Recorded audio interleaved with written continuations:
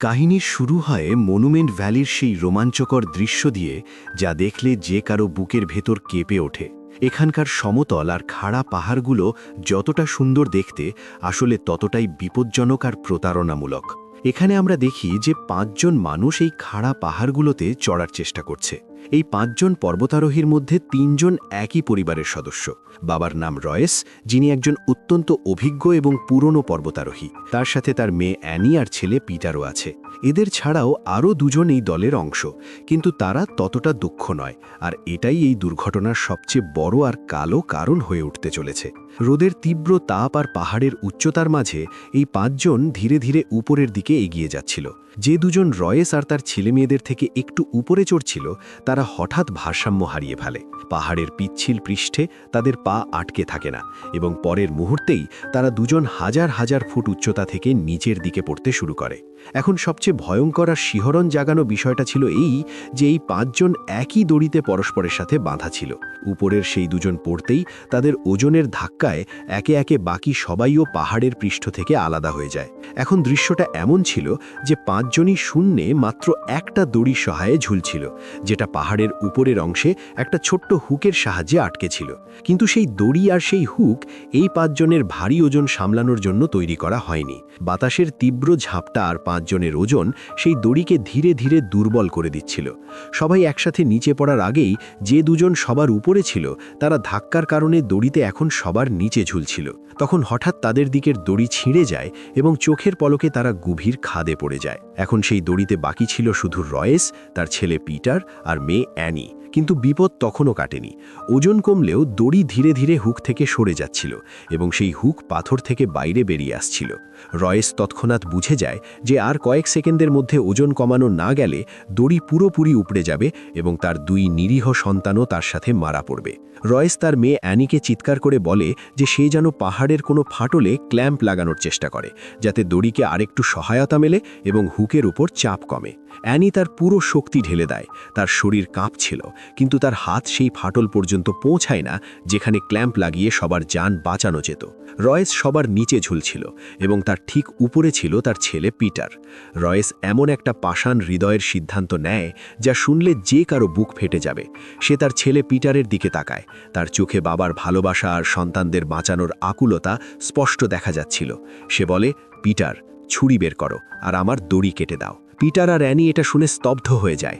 Annie চিৎকার করে পিটারকে বারণ করে যে সে যেন এই ভয়ঙ্কর পদক্ষেপ না নেয়। পিটারের পুরো শরীর কাঁপছিল।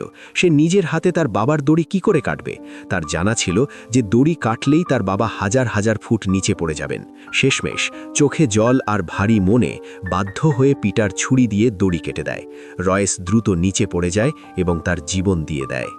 এখন কাহিনী এখান থেকে 3 বছর এগিয়ে যায়। সেই ভয়াবহ দুর্ঘটনা পিটারের আত্মাকে ভেতর থেকে কাঁপিয়ে দিয়েছিল। বাবার মৃত্যুর অপরাধবোধ তার মনে এতটাই গেড়ে বসেছিল যে সে পাহাড়ে চড়া চিরতরে ছেড়ে দেয়। এখন সে ন্যাশনাল জিওগ্রাফিক চ্যানেলের জন্য একজন ফটোগ্রাফার হিসেবে কাজ করে। সে পাহাড় থেকে অনেক দূরে থাকতে চাইছিল, কিন্তু হয়তো ভাগ্যের অন্য কিছু মনে ছিল। যখন সে একটা তথ্যচিত্রের শুটিং করছিল, তখন তার কাছে খবর আসে যে একটা বড় আর উচ্চমানের দল K2 পাহাড়ে চড়ার প্রস্তুতি নিচ্ছে। K2, যাকে পৃথিবীর 2য় সর্বোচ্চ এবং সবচেয়ে প্রাণঘাতী চূড়া বলা হয়। পিটার গভীর ধাক্কা খায় জানতে পেরে যে এই দলে তার নিজের বোন অ্যানিও আছে। অ্যানি এখন একজন বিখ্যাত পর্বতারোহী হয়ে উঠেছে, এবং সারা পৃথিবীতে তার অনেক বড় নাম হয়েছে। সে তার বাবার অসম্পূর্ণ স্বপ্ন পূরণ করে চলেছিল। পিটার তার বোনের সাথে দেখা করতে বেস ক্যাম্পে পৌঁছায়। বছরের পর বছর পর যখন এই 2 ভাই বোনের মুখোমুখি হওয়া হয়, তখন সেখানে কোনো খুশি বা জড়িয়ে ধরার দৃশ্য নেই, বরং একটা অদ্ভুত নীরবতা আর পুরনো রাগ দেখা যায়। আসলে অ্যানি আজও তার বাবার সেই মৃত্যুর জন্য পিটারকেই দায়ী মনে করে। পিটার জানতে পারে যে 5 জনের একটা দল, যেখানে তার বোন অ্যানিও আছে, মঙ্গলবারের মধ্যে চূড়ায় পৌঁছানোর পরিকল্পনায় আছে। এই পুরো মিশনের নেতা আর অর্থদাতা হল এলিয়েট ওয়ার্ন, যে সম্প্রতি একটা এয়ারলাইন কোম্পানি কিনেছে। তার পরিকল্পনা ছিল যে যখন সে K2 চূড়ায় দাঁড়াবে, ঠিক সেই সময় তার এয়ারলাইনের প্রথম ফ্লাইট পাহাড়ের ওপর দিয়ে যাবে এবং পৃথিবী তার শক্তির পরিচয় পাবে। চড়াই শুরু হওয়ার আগের রাতে এলিয়েট সেখানে একটা জমকালো পার্টির আয়োজন করে। সবাই খুশি ছিল, কিন্তু তখনই সেখানে একজন রহস্যময় আর গম্ভীর মানুষ আসে, যার নাম ভিক। ভিক একজন অত্যন্ত অভিজ্ঞ পর্বতারোহী, যে আগেও কেটুর চূড়ায় গিয়েছে এবং সেখানকার প্রতিটা কোণ আর সেখানকার পরিবর্তনশীল আবহাওয়ার পূর্ণ ধারণা তার আছে। ভিক সরাসরি এলিয়টের কাছে যায় এবং জিজ্ঞেস করে যে উপরে যদি আবহাওয়া খারাপ হয়ে যায় তাহলে সে কি করবে। এলিয়ট তার টাকার অহংকারে ডুবে বলে যে তাদের সাথে পৃথিবীর সেরা আবহাওয়া বিশেষজ্ঞ আছে এবং আগামী 2 মাস পর্যন্ত আবহাওয়া খারাপ হওয়ার কোনো ইঙ্গিত নেই। ভিক তাকে সতর্ক করে বলে যে পাহাড়ে আবহাওয়া কারও আপন নয় এবং একবার ঝড় এলে এলিয়ট তার কথাকে মজার বিষয় বানিয়ে উড়িয়ে দেয়। এরপর ভিক সেখান থেকে চলে যায়, দাড়ি কামায় এবং রাতের অন্ধকারে একা নীরবে কেটুর চড়াই শুরু করে দেয়। পরের দিন এলিয়টের 5 জনের দলও তাদের যাত্রা শুরু করে। উৎসাহ আর আনন্দ নিয়ে তারা ওপরের দিকে এগিয়ে যায়। যখন তারা 26,000 ফুট উচ্চতায় পৌঁছায়, যেখানে বাতাস অনেক পাতলা হয়ে যায়, তখন হঠাৎ রেডিওতে নিচ থেকে বার্তা আসে যে একটা ভয়াবহ ঝড় খুব দ্রুত তাদের দিকে এগিয়ে আসছে। দলের নেতা টম অভিজ্ঞ ছিল। সে তৎক্ষণাৎ বলে যে এটা অত্যন্ত বিপজ্জনক সংকেত এবং এখনই ফিরে যাওয়া উচিত। কিন্তু এলিয়ট তার জেদে অটল থাকে। তার শুধু তার এয়ারলাইনের ফ্লাইট আর তার প্রচারণার চিন্তা ছিল। সে বলে যে তারা তাদের প্রথম লক্ষ্য থেকে মাত্র 1 ঘন্টার দূরত্বে আছে এবং ঝড় হয়তো তার দিক বদলে নেবে, যেমনটা প্রায়ই রেডিও রিপোর্টে হয়। টম আর অ্যানি জানত যে এটা মৃত্যুর ডাক, কিন্তু এলিয়টের টাকার চাপ আর তার জেদের কাছে শেষমেশ তাদের নিজেদের যান ঝুঁকিতে ফেলে এগিয়ে যেতেই হয়। নিচে বেস ক্যাম্পে থাকা পিটার যখন দেখে যে ঝড়ের সতর্কতার পরেও তারা ফিরে আসছে না, তখন তার ঘাবড়ানি বেড়ে যায়। তার বাবাকে হারানোর দুঃখ মনে পড়ে। সে আবার রেডিওতে টমের সাথে যোগাযোগ করে এবং চিৎকার করে জানায় যে দক্ষিণ দিক থেকে অত্যন্ত ভয়াবহ একটা ঝড় তাদের দিকে চলে এসেছে এবং এখনও যদি তারা না ফেরে তাহলে কেউ বাঁচবে না। কিন্তু এলিয়ট আরেকবার তার মসৃণ কথাবার্তায় টমকে রাজি করিয়ে ফেলে। পিটার তার দূরবীন দিয়ে অসহায়ভাবে দেখতে থাকে যে তার বোন অ্যানি মৃত্যুর পাতা ফাঁদের দিকে পা বাড়াচ্ছে। সে আগেই তার বাবাকে হারিয়েছিল এবং এখন সে তার বোনকে কোনো মূল্যেই হারাতে চাইছিল না। তখন ওপরে পাহাড়ে প্রকৃতির আসল তাণ্ডব শুরু হয়ে যায়। হঠাৎ একটা ভয়াবহ তুষার ঝড় আসে। বরফের মোটা চাদর আর হাড় গলিয়ে দেওয়া ঠান্ডার মাঝে এই 5 জন অনেক কষ্টে এগিয়ে যাচ্ছিল। তখন হঠাৎ অ্যানির পায়ের নিচ থেকে বরফের একটা বড় স্তর সরে যায় এবং সে দুটো পাথরের মাঝখানে তৈরি একটা গভীর খাদে পড়তে শুরু করে। যেহেতু তারা সবাই একই দড়িতে বাঁধা ছিল, তাই অ্যানির পড়ার সাথে সাথে বাকিরাও নিচের দিকে টানা পড়তে থাকে। কিন্তু ভাগ্যক্রমে অ্যানি যখন পৃষ্ঠ থেকে সামান্য উপরে ঝুলছিল, তখন তার দড়ি একটা ধারালো পাথরে আটকে যায় এবং পরের মুহূর্তেই সেই দড়ি মাঝখান থেকে ছিঁড়ে যায়। অ্যানি সেই গভীর খাদে নিরাপদে পড়ে যায়, কিন্তু এখন সে সেখানে আটকা পড়ে যাচ্ছে। ওপরে বাকি 4 জনও এই ঝড়ের কবলে পড়ে এদিক ওদিক ছিটকে যায়। তখন ওপর থেকে বরফের একটা বিশাল স্রোত অর্থাৎ তুষার ধস আসে এবং পুরো দলের দিকে মৃত্যু হয়ে এগিয়ে আসতে থাকে। এর কবলে পড়ে দলের আরও 2 জনের মর্মান্তিক মৃত্যু হয়। এখন সেই গভীর খাদের ভেতরে মাত্র 3 জন বেঁচে ছিল, অ্যানি, এলিয়ট আর টম। ওপর থেকে সেই খাদ পুরোপুরি বরফের মোটা স্তরে ঠেকে গিয়েছিল, যার সরাসরি অর্থ ছিল যে 3 জনই এখন বরফের নিচে জীবন্ত কবর হয়ে গেছে। তাদের বাইরের দুনিয়ার কোনো খবর ছিল না। নিচ থেকে রেডিওতে ক্রমাগত যোগাযোগের চেষ্টা করা হয়, কিন্তু সেখানে কোনো সংকেত ছিল না। অ্যানি মোর্স ভাষা জানত এবং সৌভাগ্যক্রমে পিটারেরও এই বিষয়ে পূর্ণ জ্ঞান ছিল। অ্যানি একটা ছোট পাথর আর ধাতুর টুকরো দিয়ে মোর্স কোডে সংকেত পাঠায়, যা কোনোভাবে নিচে লাগানো যন্ত্রগুলো ধরে নেয়। পিটার যখনই জানতে পারে যে তার বোন এখনও জীবিত আছে, তার বুকে যেন প্রাণ ফিরে আসে। কিন্তু এখন সময় তাদের বিরুদ্ধে ছিল।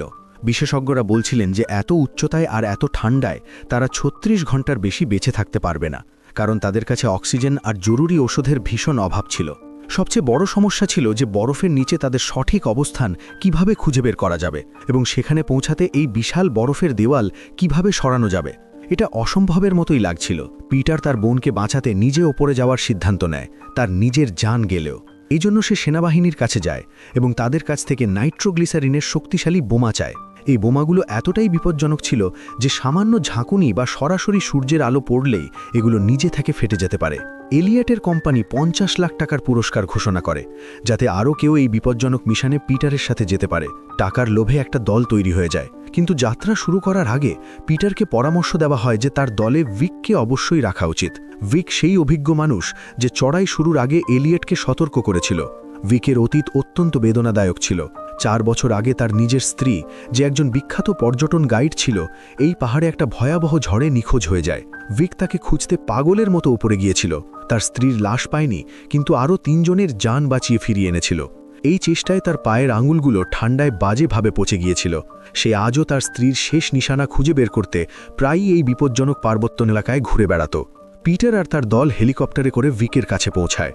ভিক প্রথমে সাহায্য করতে পরিষ্কার না করে দেয়, কারণ সে জানত যে এই সময় কেটুতে যাওয়া মানে সরাসরি মৃত্যুকে আমন্ত্রণ জানানো।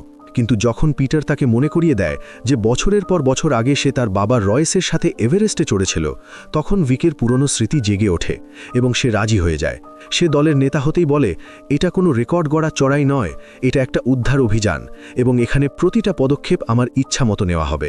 অন্যদিকে বরফের গভীর গুয়ায় আটকা পড়া 3 জনের অবস্থা প্রতিটা কেটে যাওয়া মিনিটের সাথে আরও খারাপ হয়ে যাচ্ছিল। ঠান্ডা এতটাই বেশি ছিল যে রক্ত জমে যাচ্ছিল এবং অক্সিজেনের ভীষণ অভাবে টমের ফুসফুস সাড়া দেওয়া বন্ধ করছিল। তাদের কাছে শ্বাস নিতে সাহায্য করার একটা অত্যন্ত জরুরি ওষুধ ছিল। এলিয়ট তার পুরনো স্বভাব অনুযায়ী এখানেও অত্যন্ত স্বার্থপর হয়ে ওঠে। সে তার ওষুধ অন্য কারো সাথে ভাগ করতে চাইছিল না। টম মরে গেলেও সে চাইছিল যে টম তাড়াতাড়ি শেষ হয়ে যাক, যাতে তার ভাগের ওষুধ এলিয়ট নিজে ব্যবহার করতে পারে এবং বেশি সময় বেঁচে থাকতে পারে। কিন্তু অ্যানির মন গলে যায় এবং সে লুকিয়ে নিজের ভাগের ইঞ্জেকশন টমকে দিয়ে দেয়। এলিয়ট যখন এই বিষয়টা জানতে পারে, তখন সে রাগে পাগল হয়ে যায় এবং অ্যানিকে গালাগালি করতে থাকে। এদিকে বাইরের দুনিয়ায় পিটার আর ভিকের দল জান হাতে নিয়ে উপরের দিকে এগিয়ে যাচ্ছিল। তাদের কাছে সেই বিপজ্জনক নাইট্রোগ্লিসারিনের বোমাগুলো ছিল, যেগুলো তারা ছায়ার মতো আগলে নিয়ে যাচ্ছিল। রাস্তায় প্রকৃতি তাদের ধৈর্যের পরীক্ষা নিচ্ছিল। একটা দলের বোমায় ছিদ্র হয়ে যায় এবং যখনই তার উপর সূর্যের প্রথম কিরণ পড়ে, তখন এত জোরদার একটা বিস্ফোরণ ঘটে যে পুরো পাহাড় কেঁপে ওঠে এবং দলের 2 জন সদস্য সেখানেই মৃত্যুর ঘুমে ঘুমিয়ে পড়ে। এই বিস্ফোরণের কারণে অনেক পুরনো বরফ তার জায়গা থেকে সরে যায় এবং ভিক হঠাৎ সেখানে একটা লাশের হাত দেখতে পায়। কাছে গিয়ে দেখতেই তার চিৎকার বেরিয়ে আসে। সে আর কেউ নয়, ভিকের নিজের স্ত্রী, যাকে সে 4 বছর ধরে খুঁজছিল। তার লাশ আজও বরফে সেভাবেই অক্ষত ছিল। ভিক তার আঙুল থেকে বিয়ের আংটি খুলে নিজের গলার লকেটে রেখে দেয়। তখন পিটার সেখানে একটা ছোট্ট চিকিৎসার বাক্স খুঁজে পায়, যা দেখে ভিকের পায়ের নিচ থেকে মাটি সরে যায়। সেই বাক্স থেকে এমন একটা কঠিন সত্য সামনে আসে যা জানলে যে কারো রক্ত গরম হয়ে যাবে।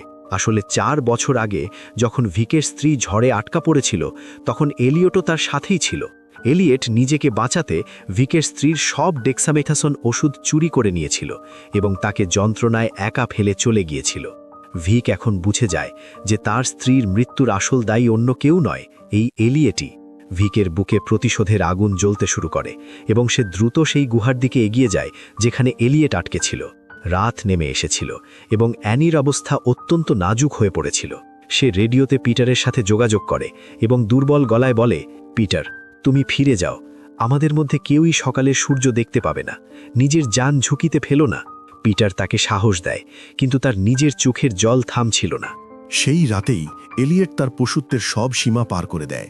যখন অ্যানি অজ্ঞান হয়ে ঘুমাচ্ছিল, এলিয়ট হামাগুড়ি দিয়ে টমের কাছে যায় এবং তাকে বাতাসের একটা ফাঁকা ইঞ্জেকশন দিয়ে দেয়। বাতাসের বুদবুদ টমের নসে ঢুকতেই তার শ্বাস বন্ধ হয়ে যায় এবং তৎক্ষণাৎ তার মৃত্যু হয়। যখন অ্যানি চোখ খোলে, সে টমের শরীর ঠান্ডা পায় এবং পাশে পড়ে থাকা ফাঁকা সিরিঞ্জ দেখে বুঝে যায় যে এলিয়ট তার ওষুধ বাঁচাতে টমকে খুন করেছে। তখন গুহার ছাদ থেকে বরফ পড়তে শুরু করে এবং তারা উপর থেকে আলোর একটা সামান্য কিরণ দেখতে পায়। পিটার আর ভিক ঠিক সেই জায়গায় পৌঁছে গিয়েছিল। তারা পূর্ণ সাবধানতার সাথে নাইট্রোগ্লিসারিনের শেষ বোমা সেখানে সেট করে এবং একটা জোরদার বিস্ফোরণ ঘটায়, যাতে গুহার মুখ খুলে যায়। পিটার দ্রুত ভেতরে নামে এবং তার বোন অ্যানিকে দড়িতে বেঁধে উপরে টেনে তোলার প্রস্তুতি নেয়। তখন ভিক আর এলিয়টের মুখোমুখি হওয়া হয়। ভিকের সুযোগ ছিল যে সে এলিয়টকে সেখানেই শেষ করে দেয়, কিন্তু সে একজন সত্যিকারের পর্বতারোহী ছিল। সে ঘৃণা থাকলেও এলিয়টকেও দড়িতে বেঁধে দেয়, কিন্তু তখনই পাহাড়ের সেই অংশ হঠাৎ ধসে পড়ে যায় যেখানে তারা সবাই দাঁড়িয়েছিল। এখন দৃশ্যটা হুবহু 3 বছর আগের মতো ছিল। পিটার সবার ওপরে পাথর আঁকড়ে ধরে আছে এবং নিচে দড়িতে অ্যানি, ভিক আর এলিয়ট একের নিচে এক ঝুলছিল। পাহাড়ের মাটি ঝরঝরে ছিল এবং হুক ধীরে ধীরে বাইরে বেরিয়ে আসছিল। ভিক তৎক্ষণাৎ বুঝে যায় যে দড়ি সবার ওজন সামলাতে পারবে না, এবং সে কিছু না করলে পিটার আর অ্যানিও মারা পড়বে। ভিক পিটারের দিকে তাকায়। তার চোখে একটা অদ্ভুত শান্তি ছিল। সে তার পকেট থেকে সেই পুরনো ছুরি বের করে। পিটার চিৎকার করে, না ভিক, এটা করো না। কিন্তু ভিক হেসে দড়ি কেটে দেয়। ভিক আর এলিয়েট দুজনেও একসাথে সেই অন্ধকার আর গভীর খাদে পড়ে যায় এবং চিরতরে হারিয়ে যায়। ভিক শুধু তার স্ত্রীর মৃত্যুর প্রতিশোধই নেয়নি, বরং একজন বাবার মতো পিটার আর অ্যানিকে নতুন জীবনও দিয়ে যায়। শেষমেশ সূর্যের প্রথম কিরণের সাথে পিটার তার বোন অ্যানিকে নিরাপদে নিচে বেস ক্যাম্পে নিয়ে আসে। অ্যানির চোখে এখন পিটারের জন্য ঘৃণা নেই, বরং অফুরন্ত ভালোবাসা আর সম্মান।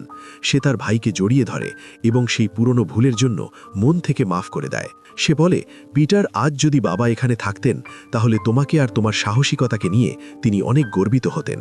পিটার সেখানে সেই সব মানুষের নামে একটা সুন্দর পাথরের স্মারক তৈরি করে, যারা এই বিপজ্জনক উদ্ধার অভিযানে তাদের জীবন বাজি রেখেছিল। এই দৃশ্যের সাথেই এই অসাধারণ কাহিনীর সমাপ্তি হয়। তো বন্ধুরা, আজকে গল্প কেমন লেগেছে অবশ্যই কমেন্ট করে জানাবেন। আর আমার চ্যানেলে নতুন হলে সাবস্ক্রাইব করতে ভুলবেন না। দেখা হচ্ছে নতুন কোনো ভিডিওতে। ধন্যবাদ।